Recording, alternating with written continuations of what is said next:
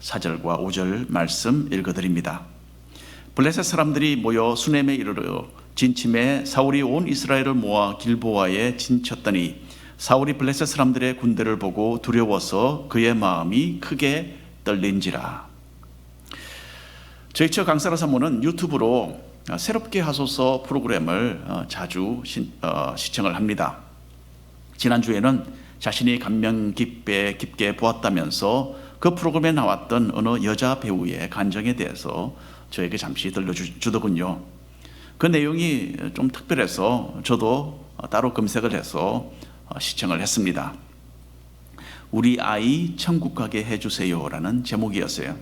자, 이 여자 배우는 독실한 기독교 가정에서 태어났습니다. 학생 시절에는 성격이 밝고 또 활발해서 늘 기독교 활동에 열심을 다했다고 합니다. 결혼 후에도 교회에서 여러 가지 프로그램에 빠짐없이 참여하는 그런 신앙 중심의 주부의 삶을 살았습니다. 딸 둘을 낳고 셋째 아이가 태어난 후 며칠 만에 인생에 참으로 큰 위기가 이 여자분에게 들이닥쳤어요. 그 당시에 2살 반이었던 둘째 딸은 참 예쁘고 말도 잘하는 총명한 아이였습니다. 그런데 하루아침에 갑자기 뇌전증이라 해서 관절병 증상을 보이기 시작했던 것입니다. 그래서 아이를 데리고 병원에 달려갔죠. 정밀 검사를 했습니다. 하지만은 아무런 이상이 없는 것으로 그렇게 검사 결과가 나왔습니다. 자, 그래서 처음에는 뭐 그냥 잠시 지나가는 현상일 것이다 라는 주변 사람들의 말에 기대를 걸었다고 합니다. 그런데 그 뇌전증 증상이 점점 더 심해져서 하루에 10번, 20번, 30번까지 발작을 아이가 일으키는 거예요. 자, 아이가 입원을 하게 되었습니다. 그 병동에는 관절로 고생하는 다른 아이들도 있었다고 합니다. 자, 그곳에는 그런데 보통 보면 장애가 아주 심한 그런 아이들이 대부분이었어요. 자, 이런 곳에 딸이 입원해야 한다는 것이 너무나 충격적이었고 참 받아들이기 어려웠다라고 이 여자분이 간증을 했습니다. 발작이 너무나 자주 일어나고 있었기 때문에 아이는 아주 독한 약을 여러 가지 복용을 해야만 했어요. 왜냐하면 발작을 하면 할수록 뇌에 더 손상이 갈 수 있었기 때문에 그 아이를 안정시키는 것이 급선무였다고 합니다. 자, 약에 취해서 정신을 차리지 못하는 그 딸을 보면서 엄마는 많이 힘들어했습니다. 그래서 그 병원에 있는 예배실에 가서 홀로 울부짖으며 기도를 많이 했다고 합니다. 아는 사람들에게 기도 요청을 하기 시작했어요. 딸에 대한 그 사연이 전해지고 또 전해져서 많은 사람들이 기도를 하게 되었다고 합니다. 그리고 알지도 못하는 사람들이 병원까지 찾아와서 여러 가지로 위로의 말을 전달했다고 해요. 그리고 때로는 좋은 의도에서 나온 것이지만은 경우에 맞지 않는 그런 말도 들어야만 했다고 합니다. 이것은 다 너의 죄 때문이다. 그러니까 너의 죄의 벌이 딸에게 떨어진 것이니까 네가 해결해야 된다. 그런 말을 듣기도 하고요. 또 이것은 너의 조상의 죄 때문일 수도 있다. 또 그렇게 또 이야기를 했다고 합니다. 또 어떤 사람들은 딸에게서 귀신을 쫓아내야 된다라고 주장을 했대요. 그래서 딸에게 그냥 너 누구냐 그러고 하니까 윽박지르니까 딸은 영문도 모르고 나는 려원이에요 하고 자기 이름을 말하기도 했답니다. 이런 참 안타까운 일들도 경험을 했어요. 아직 3살이 안 된 딸의 마음속에는 그러나 벌써 신앙이 형성되고 있었다고 합니다. 하나님께서 자신을 만드셨다라는 것을 알았고요. 찬양 부르는 것을 참 좋아했대요. 꿈속에서 예수님을 만났다라는 말을 하기도 했어요. 이런 딸을 하나님께서 꼭 치료해 주실 것이라는 그 확신을 엄마는 가지고 있었습니다. 자, 그런데 딸의 상태가 도리어 점점 더 악화되는 거예요. 이제는 하루에 자그마치 70번, 80번이나 발작을 하게 됩니다. 약을 더 많이 복용시켜야 했습니다. 약이 너무너무 독해서 딸은 엄마도 어떤 때는 제대로 알아보지 못하고 누구세요라고 묻기도 했다고 해요. 더 이상은 방법이 없어서 3일 동안 음식을 먹이지 않는 특별 치료법을 시작하기로 했다고 합니다. 자, 어린 딸이 며칠 동안 앞으로 아무것도 먹지 못하게 될 것이 너무나 안타까워서 그 치료에 들어가기 전에 마지막으로 떡볶이를 먹이고 싶었대요. 그래서 떡볶이를 넣고 아이와 함께 병원 예배실에 들어가서 잠시 기도를 했답니다. 참 신앙적인 엄마죠. 하나님 20분만 시간을 주셔서 떡볶이를 려원이가 잘 먹게 해주세요 라고 딸과 기도를 했대요. 그런데 바로 그 순간에 딸이 그 예배실에서 다시 발작을 하는 거예요. 자, 그때까지 이 엄마는 평생토록 한 번도 하나님을 원망한 적이 없었다고 합니다. 믿음의 가정에서 자랐기 때문이죠.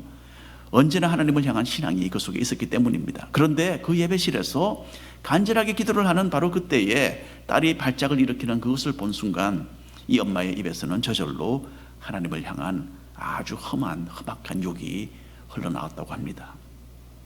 하나님은 죽었다라는 그런 마음이 들면서 이제는 교회를 등지겠다라는 그 결심과 함께 분노의 눈물을 막 흘렸다고 합니다. 나중에 물론 이분의 신앙이 회복되었죠. 딸도 치료되기까지 참 여러 가지 과정이 있었습니다. 여러분들도 새롭게 하소서 검색하셔서 나머지 이야기를 직접 들으시면 좋겠습니다. 여러분, 이때가 이 딸의 엄마에게는 정말 인생의 참 어두운 그런 시간이었어요. 자신의 딸이 이런 고난을 겪도록 하시는 그 하나님의 뜻이 어디에 있는지를 알지 못해서 많이 괴로워하고 방황했습니다.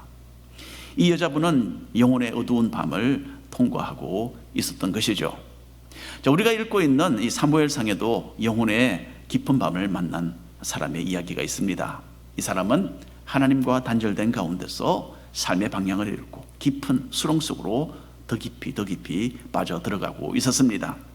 사울 왕의 어두운 이야기 오늘 우리 잠시 살펴보면서 우리가 영혼의 밤을 지나게 될 때는 한 줄기 희망의 빛을 바라볼 수 있는 그런 신앙인이 될 수 있기를 간절히 바랍니다.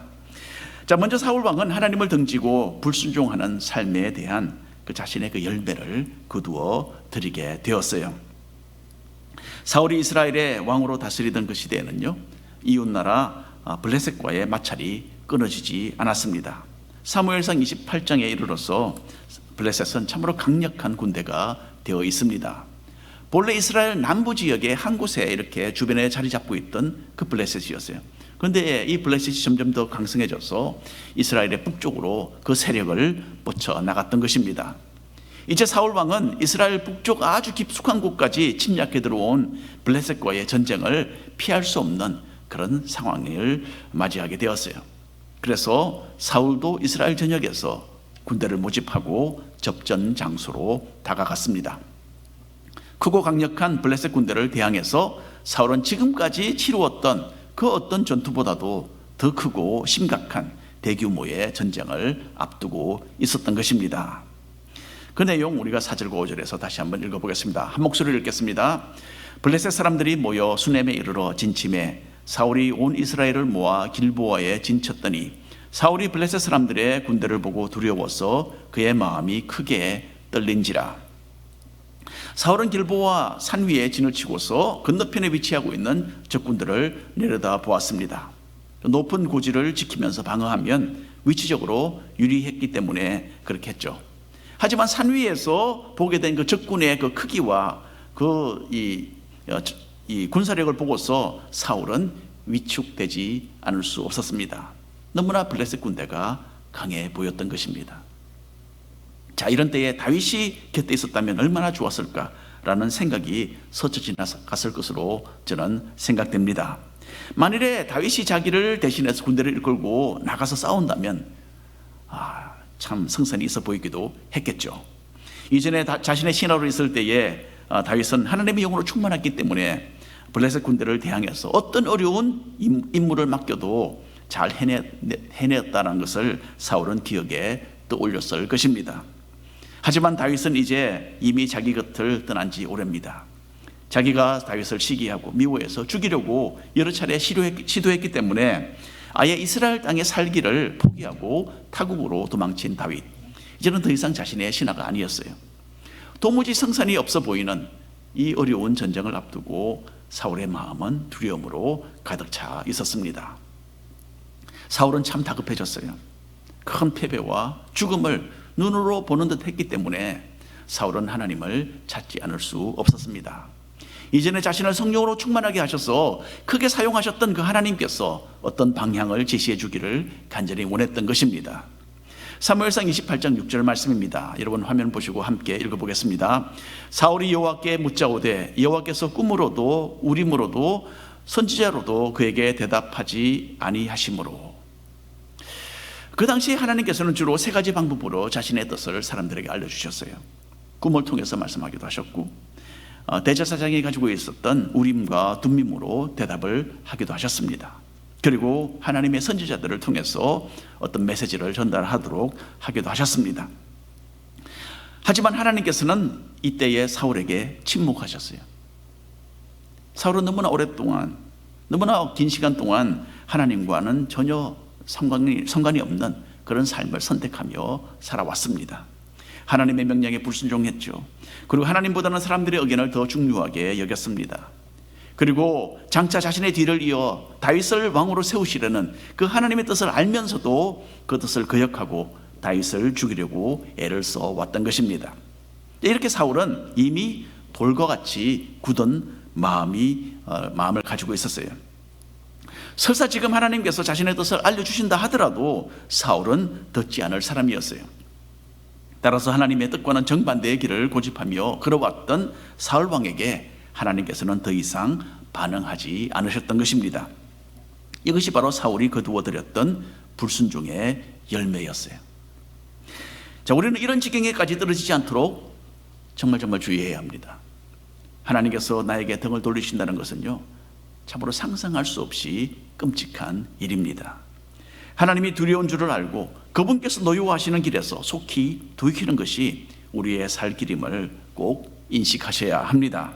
그래서 지체하지 말고 더 이상 죄 가운데 살 생각을 다 버리시고 오늘 지금 주님의 그 은혜로우신 품으로 돌아오시기를 바랍니다. 요즘 미국에서는 대통령 선거를 앞두고 이 선거 운동이 본격적으로 열기를 더하고 있습니다. 지금부터 거의 40년 전에 제가 고등학생이었을 때에 라널드 레건 대통령이었죠.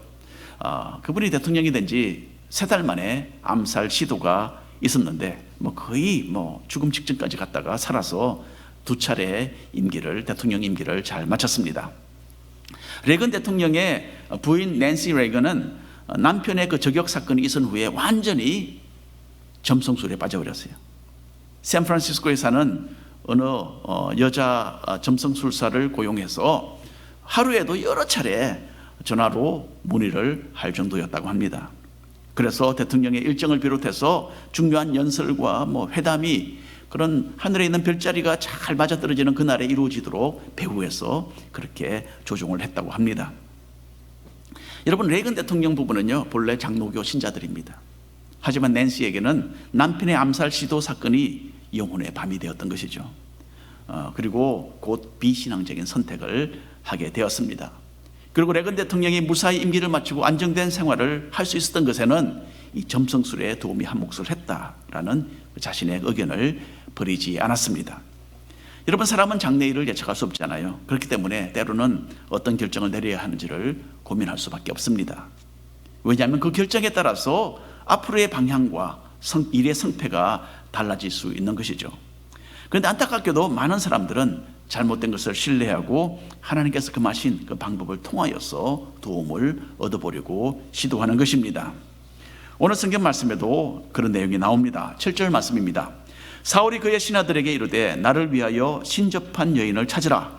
내가 그리로 가서 그에게 물으리라 하니 그의 신하들이 그에게 이르되 보소서 엔돌에 신접한 여인이 있나이다. 사울 왕도 블레셋 군대를 바라보는 가운데서 참으로 일생일대의 위기감을 느끼게 됩니다. 그리고 사울은 자신의 죄에서 회개하고 겸손하게 마음을 하나님께로 향하기보다는 도리어 더 큰 죄악된 길을 선택하게 되었어요. 악령의 힘을 빌려서 점을 치는 여인을 찾아 나서는 영적인 어둠 속으로 더 깊이 빠져 들어가고 있습니다.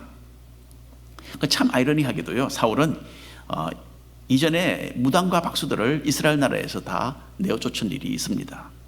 하나님께서 이런 가증한 일을 하지 말라라고 성경 말씀에서 명령하셨기 때문입니다. 그런데 이제 다급한 상황을 만나자 사울은 한때 가졌던 자신의 그 신앙의 그 남은 흔적까지도 다 던져버리고 신접한 여인의 도움을 받겠다라는 그런 참 비신앙적인 결정을 내렸던 것입니다. 자, 8절 말씀 읽어드립니다. 사울이 다른 옷을 입어 변장하고 두 사람과 함께 갈새 그들이 밤에 그 여인에게 이르러서는 사울이 이르되 청하노니 나를 위하여 신접한 술법으로 내가 내게 말하는 사람을 불러 올리라. 이 신접한 여인이 사는 엔돌이라는 곳은요, 적군들이 주둔하고 있는 그 지역 뒤편에 있었어요. 그러니까 적군의 이 진을 치고 있는 그 뒤로 돌아서 가야만 하는 그런 이 지역이었어요.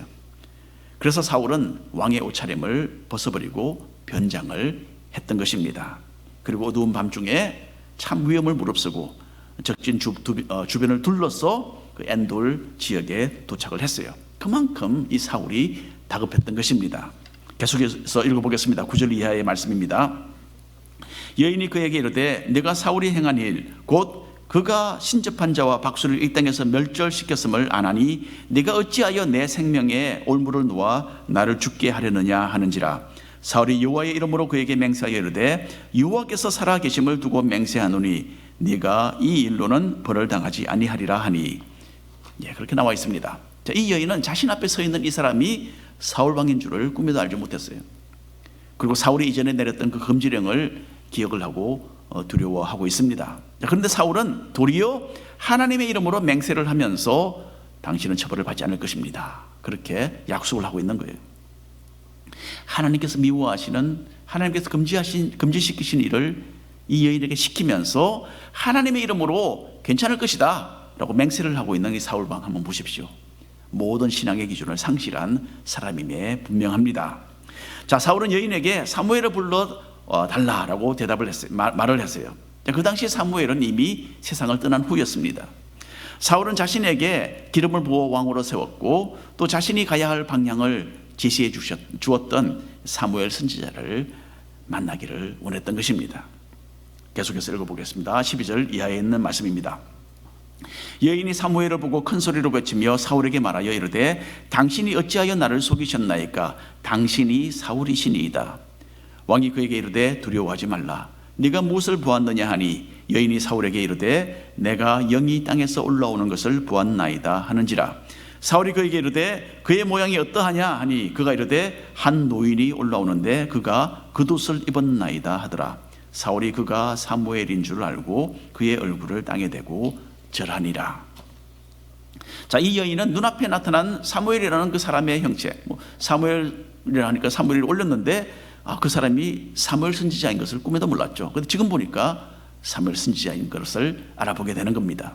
그리고 이 밤중에 자기를 찾아온 손님은 바로 사울 왕 자신이다라는 사실도 함께 깨닫게 되었어요. 그러고는 자신은 이제 이 사울 왕의 함정에 빠졌구나 라고 깨닫고 사울 왕에게 처벌을 받게 될 것이라는 그 두려운 생각에서 비명을 질렀던 것입니다. 자, 사울은 여인을 진정시키고서 자기의 눈에는 보이지 않는 그 영혼의 모습에 대해서 질문을 합니다. 어떻게 생긴 사람이냐? 여인의 눈에 보이는 그 노인의 형체가 선지자의 겉옷을 입고 있다라는 말을 듣고서 이것이 사무엘의 영혼이라는 것을 사울은 짐작하게 됩니다. 그리고 사울은 그 앞에서 엎드려서 절을 했어요. 자, 사무엘은 사울을 아주 심하게 꾸짖습니다. 사울이 하나님께 버림을 받은 것은 불순종의 죄 때문인 것을 지적했어요. 또 사무엘은 하나님께서 나라를 빼앗아서 다윗에게 넘겨주셨다라고 선언을 했습니다. 그리고 사울이 내일 블레셋과의 전쟁에서 패배할 것이고 사울과 아들들은 전사할 것이다, 죽을 것이다, 그렇게 알려주었습니다. 자, 그래서 20절 보겠습니다. 사울이 갑자기 이 땅에 완전히 엎드러지니 이는 사무엘의 말로 말미암아 심히 두려워함이요 또 그의 기력이 다하였으니 이는 그가 하루 밤낮을 음식을 먹지 못하였음이니라. 자, 사울은 사무엘을 통하여서 어떤 희망의 말을 듣기를 원했죠. 하지만 도리어 사울이 들었던 것은 모두 절망적인 말뿐이었어요. 사울은 평소에 하나님의 뜻을 무시하며 살다가 위기가 닥쳤을 때에는 하나님의 은혜와 위로를 얻지 못했던 것입니다. 평소에 하나님과 인격적인 교제를 나누는 그런 관계를 유지하는 것이 참 중요합니다. 이것을 우리의 신앙의 목표로 삼아야 합니다. 하나님의 말씀을 순종하게 받아들이고 하나님을 두려워하는 올바른 경외심을 마음에 간직하고 있어야 합니다. 평상시에 하나님의 뜻을 받들고 사는 믿음의 사람이 하나님의 인도하심도 받는 법입니다. 시편 25편에 이런 말씀이 있습니다. 여호와를 경외하는 자 누구냐? 그가 택할 길을 그에게 가르치시리로다. 하나님을 경외하면 하나님께서 그 가야 할 길을 가르쳐 주실 것이다 라는 말씀이죠. 사울처럼 아마 노골적으로 하나님의 명령을 거역하는 그런 경우가 아니라 하더라도 우리의 마음속에는요, 불순종의 죄가 깊게 뿌리 내려져 있습니다. 매일 자신의 삶을 돌아보면서 잘못된 선택들에 대한 회개가 계속되어야 합니다. 성령의 도우심으로써 하나님의 뜻에 반기를 드는 우리의 죄의 성향들이 잘라져 나가고 순종하는 그런 사람들로 성장해 나가시기를 바랍니다. 자, 이제 사울은 영혼의 아주 깊은 어두운 밤을 맞이하게 되었습니다. 신학자들은 이 신접한 여인을 통하여서 사울이 만난 이 존재가 누구인가, 무엇인가에 대해서 서로 의견을 달리하고 있습니다. 어떤 신학자들은 신접한 여인에게 나타난 영혼이 정말 사무엘 선지자의 영혼이다, 그렇게 받아들입니다. 그런데 여러분, 본래 성경에는 죽은 사람의 영혼이 다시 세상에 돌아와서 이런저런 말을 하는 경우가 없습니다. 그런데 어떤 성경학자들은 하나님께서 사울에게 이때에 아주 특별하게 예외를 적용시키셔서 죽은 사무엘이 다시 그 영혼이 돌아와서 사울 왕에게 심판을 선언하도록 하셨다, 그렇게 이해를 합니다. 저는 개인적으로 이 사건은요, 악령의 장난이었다라고 생각을 합니다. 성경에 보면, 고린도서에 보면 마귀는 광명의 천사로 자신을 가장해서 나타나기도 한다라고 성경은 이야기합니다. 그러니까 사울이 참 다급한 가운데서 그렇게 사무엘 선지자를 만나기 원하니까 마귀가 그 기회를 포착해서 가장해서 자기의 모습을 가장해서 나타났던 것이죠.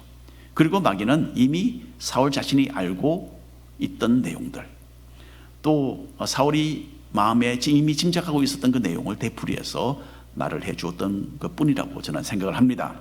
자, 어찌되었든 간에 사울 왕은 하나님을 거역한 그 모든 죄 위에 이제는 신접한 여인을 찾아가는 이 가증한 죄를 추가로 범하게 됩니다. 그리고 그 결과로서 참으로 캄캄한 영적인 어둠이 사울을 기다리고 있었습니다. 일찍이 사울이 하나님께 불순종했을 때에 사무엘 선지자가 바로 이 점치는 것에 대해서 언급을 했던 적이 있습니다. 사무엘상 15장으로 다시 그것으로 올라가겠습니다. 사무엘이 이르되 여호와께서 번제와 다른 제사를 그의 목소리 청종하시는 것을 좋아하심같이 좋아하시겠나이까. 순종이 제사보다 낫고 듣는 것이 숫양의 기름보다 나으니 이는 거역하는 것은 점치는 죄와 같고 완고한 것은 사신 우상에게 절하는 죄와 같음이라. 왕이 여호와의 말씀을 버렸으므로 여호와께서도 왕을 버려 왕이 되지 못하게 하셨나이다. 사무엘이 사울에게 했던 말입니다. 여기서 사울은 하나님의 뜻을 거역하는 불순종의 삶을 살았습니다. 결국 블레셋과 도무지 성산이 없는 전쟁을 하게 되었을 때에 사울은 악령에 사로잡혀 있는 여인을 찾아갔던 것이죠. 하나님께서 엄격하게 금지하신 일인 줄 알면서도 악령과 결탁해서 점을 치는 그 가증한 죄를 짓는 상황에 이르렀던 것입니다. 자, 이렇게 해서 자기의 생애의 마지막 날 밤이 사울에게는 아무런 소망이 없는 영혼의 어두운 밤이 되고 말았던 것입니다.